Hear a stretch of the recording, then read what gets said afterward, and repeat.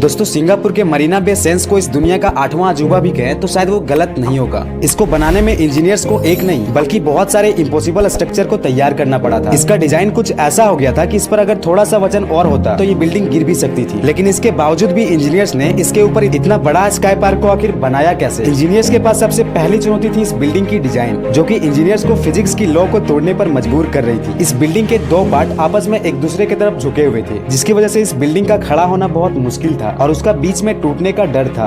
और अगर ऐसा हुआ तो लाखों डॉलर्स का नुकसान होना तो तय था। लेकिन तभी डिजाइन इंजीनियर्स को एक गजब का आइडिया आया। उन्होंने बिल्डिंग के साथ साथ स्टील के मोटे मोटे टावर्स को टेम्पोररी सपोर्ट की तरह यूज करना शुरू कर दिया। लेकिन फिर भी एक डर था कि जब इस टावर्स को निकाला जाएगा तब कहीं ये स्ट्रक्चर मिस कैलकुलेशन की वजह से गिर ना जाए। इसके लिए उन्होंने स्ट्रक्चर के अंदर कुछ परमानेंट सपोर्ट को ज्वाइन करने को सोचा। सब काम ठीक तरह से टाइम टू टाइम चल ही रहा था कि तभी काम के बीच में सिंगापुर में एक भारी तूफान आया। एंड उसके बाद जो हुआ उसे जानने के लिए कमेंट करें पार्ट